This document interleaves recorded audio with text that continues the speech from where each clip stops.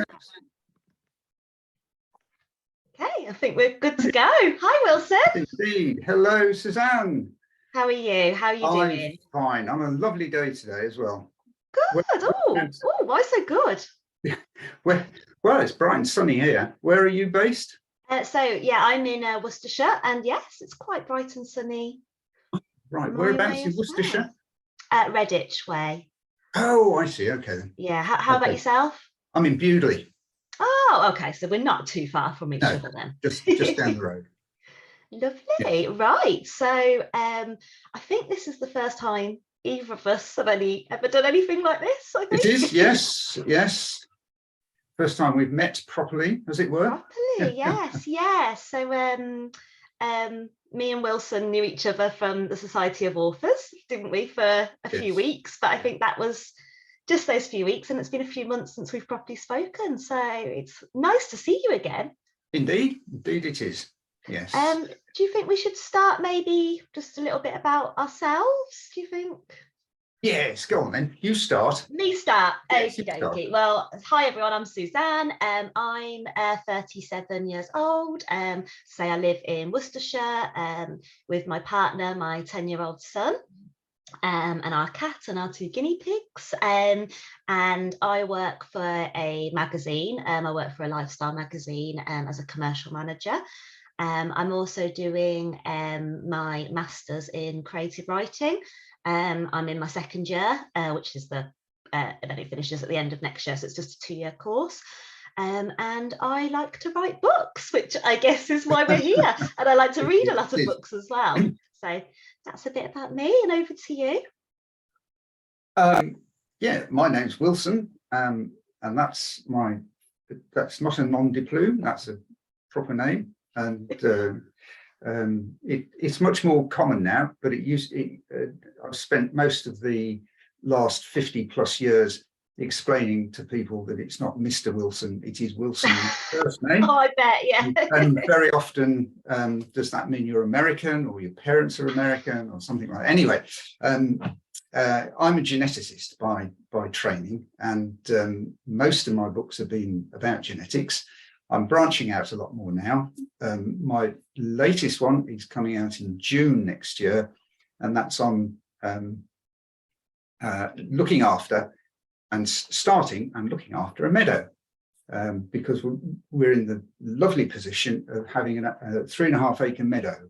So I thought it would make a nice subject to write a book about. So that's my latest offering. As I say, that's out in June next year.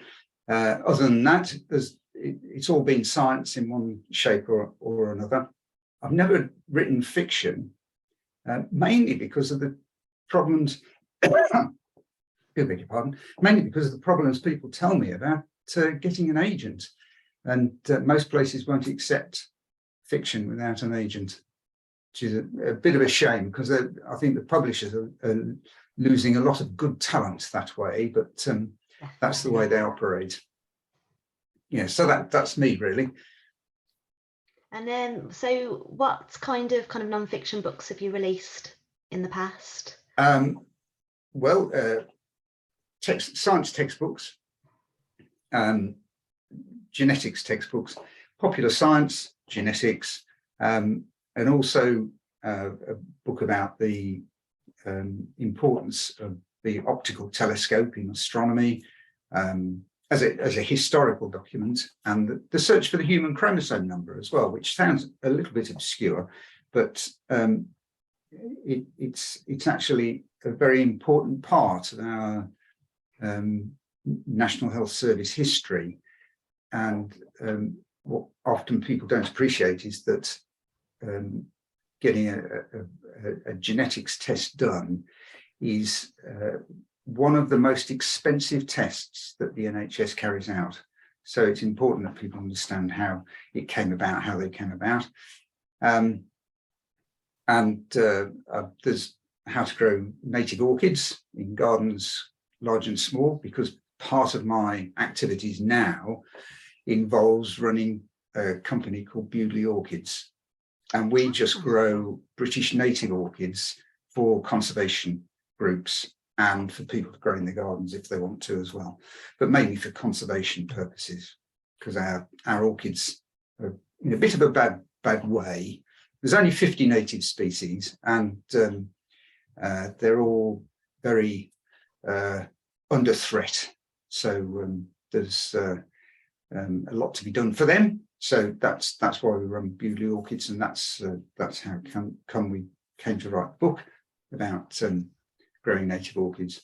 And then, as I think I showed Suzanne earlier on, there's this, which is investigating fossils, a history of paleontology. Now, this came about because I've always had a fascination with fossils, and when I was a student in the 70s, I was doing zoology, and one of the options was paleontology, and myself and another chap wanted to do paleontology, and we were told that year they weren't running paleontology because nobody that had ever done the paleontology option had ever got a job, so they didn't run it. But I always had a fascination with paleontology, so I've indulged a whim and written a history of the changing attitudes to fossils and their interpretation. And with non-fiction, because I don't know much about that kind of genre, do you have to get kind of a publisher for that, or do you get commissioned and chosen to write those particular subjects? Like, how did you come about choosing those? I'd love to be commissioned. If there's any publishers out there, give me a ring. But no, what I do is I have an idea and then create a contents page, a synopsis, a sample chapter, and then choose a publisher that looks as though they published that sort of a book, and then approach them. So I've had a lot of different publishers over the years, because as the subject changes, so the publisher changes as well. So it is a direct approach to a publisher, which is actually quite refreshing, because you know exactly who you're dealing with then. Yeah, of course. And then what happens kind of once you've got the publisher then? Do they do they kind of get an editor for you, or do you have to work with someone to kind of put it all together, or is it just all just done yourself as such? Well, all the text and all the pictures are provided by me, and then an editor will go through, and some are better than others, and they will look for inconsistencies and contradictions, and they'll even query facts. Some of the very good editors will actually query facts. Okay. But as long as you've got all the information and you can explain exactly why.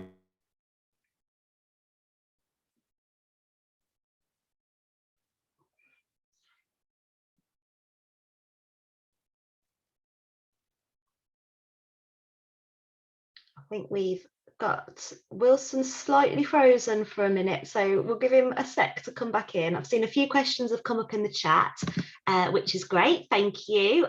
So we can go through them in a minute. I guess while we're waiting for Wilson to come back, I don't know if I should talk a little bit for a couple of minutes. My latest book that I've released is a rom-com book, which is very, very different to what Wilson does. So we're kind of on opposite ends of the spectrum. So I think it's quite interesting that we've been placed together today. I think we've lost him for a minute completely, so I'll just keep going. I think it's been good that we've been placed together, because his is more non-fiction, mine's more fiction. So yeah, it's a very, very typical chick lit rom-com book. So the complete opposite, called Lover's Tiff. I think Wilson may be back. I can see him at the top of my screen. I don't know if he's coming through on the recording, but there we go. I'm not quite sure what happened there. Joys of modern technology, Wilson. Yes. We've switched around on my camera now, so I'm getting very confused. Yes, sorry, yes. I just kind of launched into a little bit about me. Please carry on. Gap. we can come back. There's a few questions in the chat, so I thought, should we go on to that now? Then I'll go back to my stuff after. Is that? Yeah, go on. Yeah, lovely stuff. Right. So questions we've had. Wilson, how long? Where's that one gone? How long do you spend researching a book? It's nearly always a subject I know about, so I know where to go to get the information. But generally speaking, it's between a year and 18 months. Wow, goodness. And what sources do you use for finding publishers? Well, nowadays I tend to approach one of my previous publishers first. They get the first option. Other than that, I often just go and have a look in a bookshop and see what's on their shelves, and any of the publishers that publish similar sort of material. As a last resort, surprisingly enough, perhaps it's the Writers and Artists Handbook. And that's a last resort because they're not very hot on non-fiction. It's mainly fiction that they deal with. Virtually the whole of the Writers and Artists book is geared to fiction writers. It's funny you should mention that, because I'm actually using that very book at the moment to put my laptop on to make it a bit higher. It's great for that. I'll have to remember that. Yes. It's a great one. It's probably the thickest book I've got, so it's a good one to choose. And going back to the bookshop bit that you mentioned, do you also, when you go in and have a look, do you have a look and see what kind of books are missing? So, for example, when you're putting together the book on the fossils, did you think, oh, there's a gap in the market there, because you hadn't seen a similar one out there already? Not consciously, because there are two things that motivate the writing for me. One is if it's something I know about, and the other is if I'm interested enough to sit down for a year or 18 months to actually do it. Sure, cool. So I'll come up with the idea and work out what the contents would be and the synopsis and things of that sort. And then I might go and see if there's anything similar knocking around. Mm-hmm. And occasionally it has happened that I kind of suddenly find that my whole idea has been usurped. By someone else, and they've already published a book that sort of in the last 6 months or so.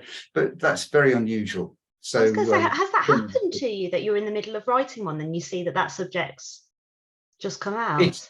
No, it's never got to the point where I'm in the middle of writing one that's happened, but it has happened that I've done the preliminary work, right, and I'm just about getting ready to gear up to do it, and then I thought, oh, there's a book there. Well, that's that then.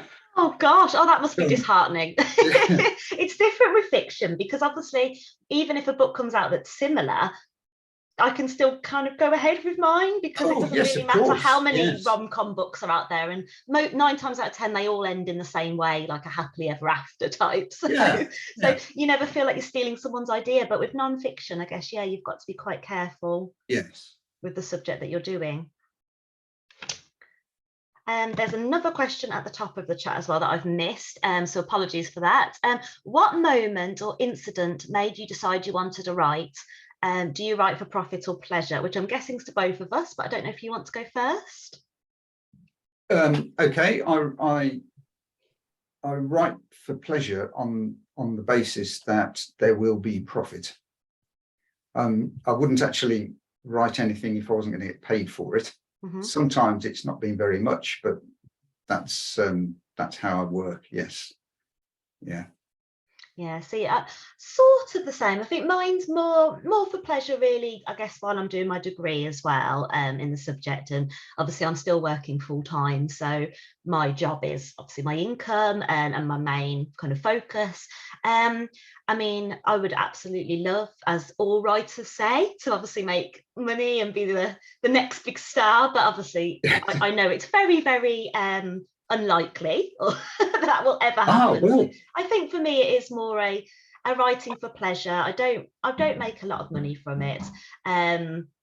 But it's fun, and it's something, there wasn't a particular moment, I guess, for me that made me want to write. I've just always wanted to since I was little, really. My mum tells me that I was writing books from the age of 4, apparently so. And yeah, it was just something I always wanted to do. So I guess for me, it's the pleasure, but it is nice when obviously you get paid Yes, from it too. yes. And you say that the next big thing, you're far more likely to end up with a million seller and fame and fortune than I am, because I bet you can't name a single famous science writer. No, you stumped me there. No. But that's not because I'm sure there isn't any. I'm just not I don't know a lot about the field. So I'm sure there are some. I'm pretty sure there aren't. Then maybe you're more likely to make it because you'll be the first one of the kind. There have been in years past, over the last century, there's been one or two, but yeah. No, not really. It's not. You don't get famous writing science books. Yeah. But you do make a decent amount, I must say, especially if they get taken up by a university. I was just about to say, do any of your books get taken by schools or universities? Has that ever happened? They do actually, yes. Amazing. And here we go. I shall blow my own trumpet here a little Please bit. do. In 2006, I had a contract to work in a hospital in Auckland for 3 years. So we went over there, and I taught a little bit at Auckland University as well. And I was messing about, and I went into the library at Auckland University, and I found one of my own books on the shelf, and I was really impressed by that. I couldn't actually hold it up and say, look. But you got a photo. I felt as though I should be able to. Yes. That's pretty incredible then. Yeah. That's really good. Yeah, so they do get around. It does happen. Yeah. Yes. So I guess, I mean, while your camera went off, I did steal the limelight for a second. So good. I started to say a little bit about what I do, which I said was very much on the opposite end of the spectrum, obviously, to yourself, Wilson. So I've released this week my latest rom-com, which is called Lover's Tiff, a very, very typical rom-com that, yes, is all about a girl's struggle to find a man, which I'm sure lots of young people can relate to. So that's that one. But I've also released other rom-coms. Knee Deep was the one I released earlier this year. Again, a very chick lit, girly type story. So I'm not expecting you to rush out and buy it, Wilson. But one that may be of interest is my non-fiction book that I've written. So one of my very close friends, her father passed away during COVID in a very, very sad situation. He was on a cruise ship in America, caught COVID on the boat, and ended up being rushed to hospital in Miami, where he passed away. He was on his anniversary holiday with his wife. She was kept away from him, and flew home and never got to see him again. So I released that for my friend. She asked me if I'd write it. It is released on Amazon. I self-publish all my books, so it is available to buy, but we're not looking for a profit from her or anything. She wanted to get her story out there, and kind of to in his memory, really. So that one's called Remembering Johnny L, and she won't mind me mentioning it today. But yeah, so that's obviously a lot more of a serious book. Yes. A few more questions on the chat, thank you. So how many books are you both hoping to write or publish in the next 10 years? Which is a great question. For me, maybe one a year, hopefully. I mean, as I say, I self-publish. I try and do yeah, I've released 2 this year, 1 at the very beginning of the year, 1 this week. I think because university and work's quite busy at the moment, I'll probably achieve 1 next year. But I think 1 a year is a good way to go. Yeah, for me. that's very good actually. 1 a year. Yeah. Yeah, I think it's quite different with fiction though, because we don't have to do the research that you do. I can kind of sit down, as long as I've kind of got that writer's flow, I can kind of bash out a lot of words, whereas with yourself, obviously, you've got a lot of research. So Yeah. what do you think in the next 10 years? Well, I'd say realistically probably 7. Right. But I would hope 8. Do you know what, because I know you mentioned you've got the 1 next year, do you know which sort of ones you want to do after? Are you in any early planning stages yet? I am, yes, and it just depends on who says yes first as to which particular title will get written first. Okay. But I always like to have something on the go. Yeah. That's the important thing, because it's like nobody is born a writer, and you have to practice. And yeah, it's the same with that. It's exactly the same as with athletics. You might be a very good runner, but if you don't train, you're not going to get to the top of the tree. So you do need to practice. So yeah, I always like having something on the go. I think that's very true. I found that since obviously starting doing a creative writing course, since I've started reading a lot more. I mean, I've always been quite an avid reader, but I think during the pandemic, when we were at home a lot more, I did find that I was reading on my Kindle a lot more. And I think I've honed my skill more over the last few years, just by those things being added in. I've learned things in my course that I hadn't even thought was something before that could make a story particularly more appealing. So you're completely right. It's a skill that you've got to keep practicing, really. There's other questions in the chat. So what else have we got?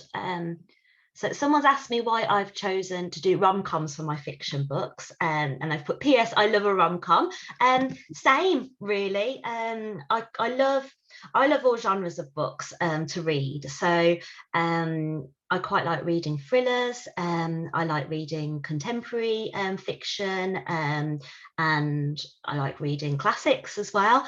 But sometimes all I want to do on a Sunday is curl up with a rom-com style book and a coffee and switch off from the world. And I'm quite a naturally happy person, so I quite like reading things, even though you know what the ending's going to be. You know that chances are they'll find love and it's all very happy, but I kind of sometimes like that. I like a story sometimes that comes to a conclusion. I'm not always a massive fan of when you finish a novel and there's not a proper conclusion and you have to think of your own ending as such. I like things to come to a close, and I think it's, with that kind of genre, it always comes to a close, really. So yes, so that's why I like that. I think that's all the questions at the moment.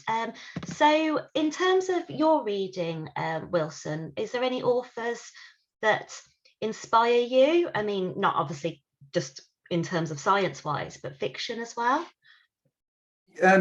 Yeah, I read a lot more contemporary material now. People like Ian Rankin. But I must admit, I do like a lot of the 19th century writers. One of my favourites is Mark Twain. Oh, now, okay. If you forget Huckleberry Finn and that other character he did, Tom Sawyer, was it? I can't remember. His other fiction is absolutely fantastic. He's so witty and well drawn. There's books called Life on the Mississippi, for example, and The Innocents Abroad, and they're fantastic books. They're really jaunty. That's the word I would use. They skip along, and they're great fun. That's a great word to use.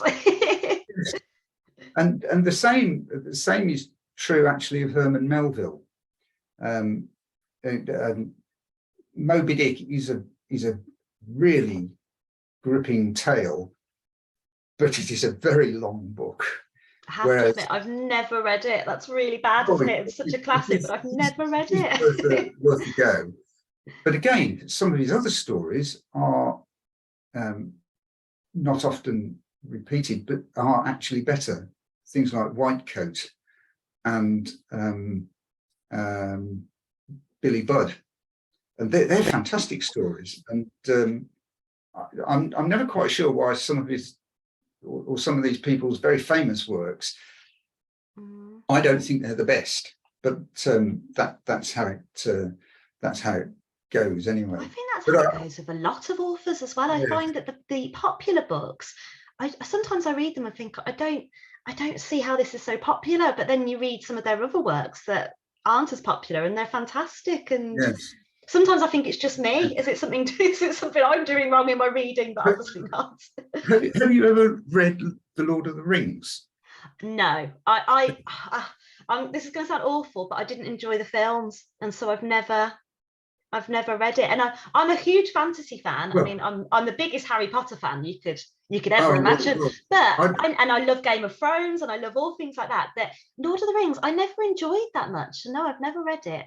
Well, I'd put it the other way. I never watched the films because I didn't like the book. I've never understood why it's held up as this fantastic document, because it's very long, it's very complicated. I did read it, but I used to lose track. I ended up making notes as to who these people were because I used to lose track of them. And then right at the end, I thought, no, I've done it, but it wasn't worth the effort. No. To be honest, the films are the same. I mean, it's a lot quicker, obviously, but yeah, I feel the same way. Yeah. Right. I think we've got another question that's popped up. So, to both of us, do you edit your own work or use someone else to do that? So, how about you? I certainly. Yes, I edit my own. I like to feel that by the time it gets to the publisher, it's as good as it can get without altering the meaning. So I do the editing. The editors that go through it are really checking for contradictions or factual inaccuracies and things of that sort, which they will flag up. But in terms of the structure, it's as good as I can get it before it goes anywhere. Yeah, same. I'm not very good at editing as I go along. I like to sit and just brain dump it all onto the page and get it all written. And then I hate editing. So sometimes the one I've released, this book, I finished writing it months ago. It took me ages to actually sit down and want to edit it because I hate doing it. So writing comes quite quickly. But the editing side, it takes me a while, and I usually read it a couple of times first. Then, embarrassingly, I always pass it to my mum to read because my mum was an English professor for her profession. So I'm very lucky to have someone like that can do it. And there's 9 times out of 10 she has to correct some of my grammar that I've used in there for me that I've missed. So that's quite good to have, and it means I don't have to pay somebody to do it. So, and then I take it back and then I'll edit it once or twice again before it can go live. But as I say, it's very painstaking, and I have to do a chapter at a time rather than sit and spend hours on it because I just can't do it.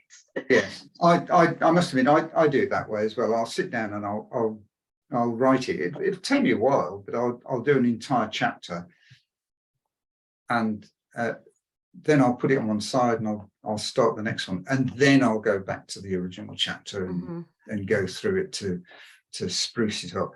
But it's a very unedifying activity, editing. It's not something that I really enjoy, but it has to be done. That's the thing. There's no pleasure in it either, because you already know what you've written, and there's no creativity. And obviously as writers, we're creative people and we want to be getting words on the page, but checking it just seems like a bit more of a job rather than a hobby, and I write as a hobby, so it suddenly gets more serious towards the end. And I love the creative side of, because I self-publish, and I do it via Amazon, you create your own covers and all things like that, and I like playing around with that and playing around with the colours I want to use and all of that side. So the process right at the end suddenly becomes a bit more fun. It's just that little bit just before that I just yes.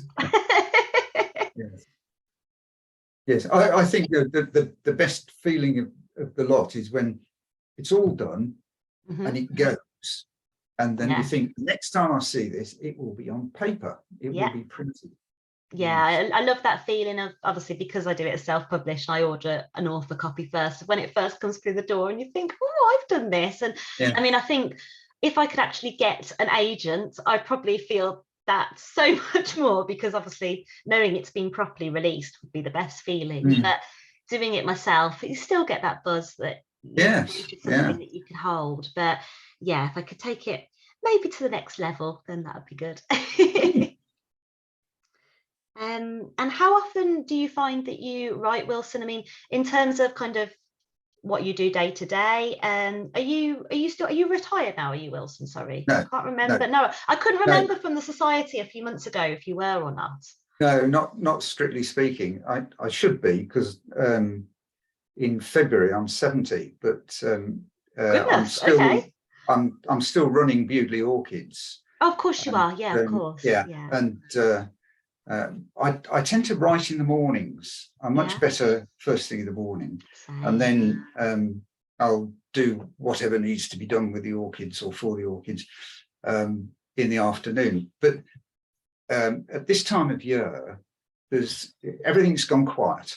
So the meadow, which is our other big project, the meadow is effectively put to bed now. That's going to sit there over the winter. I just have to go up and check the fences every now and again just to make sure they haven't fallen over. And the orchids are all dormant, so that's fine. So I've got a lot more time now for doing things like writing. So it does tend to be a little bit seasonal, but I tend to try and do it first thing in the morning as often as I can throughout the year. Yeah, I'm sort of the same. I prefer. I'm not very good. I have a bit of an afternoon slump sometimes, so I can't write in the afternoon. So I do dedicated days of obviously my work, and obviously when I'm writing around. But I mean, a lot of my writing is done on a Sunday, and I find that I have to get up early and just get going with it, because by the afternoon I'm kind of ready just to slump in front of the football with my roast dinner rather than carry on writing. So I need that kind of time, and also you feel like you've achieved something to get it done first. It's like a tick off the to-do list. And so I'm like you with that. And questions come through.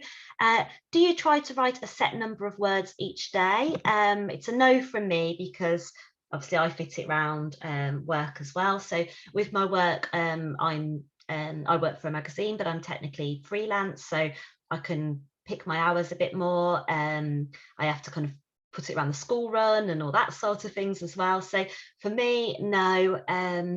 I think it's difficult as a writer to have a set number of words a day. I don't know what you think on this, Wilson, but I think some days I'm ready to do it and I'm feeling very creative and I can write quite a lot in a short space of time.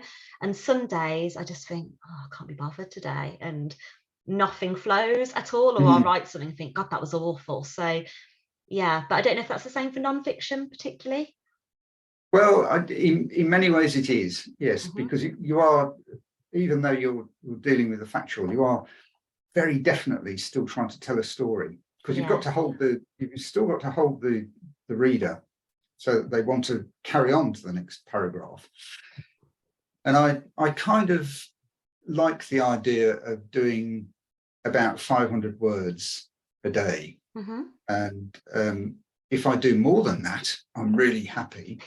And if I do less than that, I don't care. Because I do what I can. But if I get to 500, I think, oh, that's jolly good. I enjoy doing it. And it is. And I think, you can't put pressure on it, because otherwise you're not going to do your best work if you're pressuring yourself.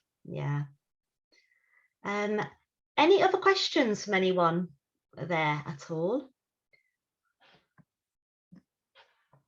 I don't think anything else is coming through.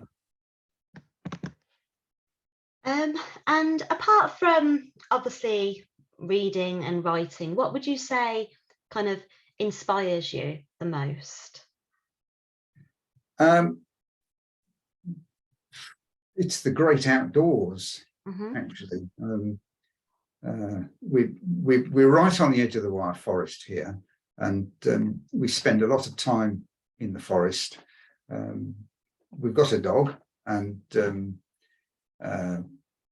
she's probably fed up with the amount of walking she's expected to do, but we do a lot of walking in the forest and around and about, and it's just very, very restful. And the other thing, I'm going on about this a bit, but our meadow in the summer is just a delight to go and sit in and just listen to all the insects that are humming and buzzing around, and watching the swallows coming and eating the insects, swooping down and hoovering them up. And it's just a lovely place to be, and it's very restful. It's a balm for the soul. So it's a very nice place to be. So it's the outdoors that does it for us. Yeah. Lovely. Yeah. How about yourself? Are you inspired by anything in particular? Yeah, so I think I mean life always seems so busy, but I mean I love spending time obviously with my son. He's only 10 and he's very, very cheeky. He's a typical 10-year-old boy and keeps me on my toes. But yeah, I mean we spend quite a lot of time with like his friends and their families, and it's nice, especially in the summer when we've got the 6 weeks off. It's nice to have a bit of time where obviously I'm still working, but because I work from home I can look after him as well. It's nice to kind of go out and do things with him, and I think it's nice sometimes to see things from a child's eyes as well, and to remember just to kind of relax and have fun sometimes. I think once you get to adulthood you forget sometimes how to have fun, and I'm quite an immature person and childlike person by nature anyway, so it's nice just to kind of be silly together and yeah and to let go sometimes. Yes. I think and one question from the chat that's come through: if you could go anywhere in the world to write, where would you go? Ooh, okay, that's a good one. I mean, in terms of going anywhere in the world, the place I've always wanted to go to the most is New York, which I've never been to, and I'd love to go, but I don't think it's a place I'd want to go to write somehow. I think it'll be more a bit too difficult to get any writings done with all the noise. I think I've always liked the idea of when you see people that go to these writing retreats in places like Tuscany, where it's all very quiet and relaxed, and they all sit in a lovely kind of cottage with the views, and yeah, I like the idea of doing maybe something like that perhaps. And how about you? Well, we did actually consider this as an idea of going off to Greece for sort of 6 months of the year, but Brexit kind of put pay to that. 90 days, but I could actually see myself writing in somewhere like Greece. It's always tempting to think, oh well, a nice Caribbean island or Sri Lanka, because somewhere like that. But I know that if I went there, I'd spend all of my time chasing the insects and trying to photograph the butterflies and things like that. I'd never get anything done at all. But Greece, I think, would be quite a nice place to go and write in.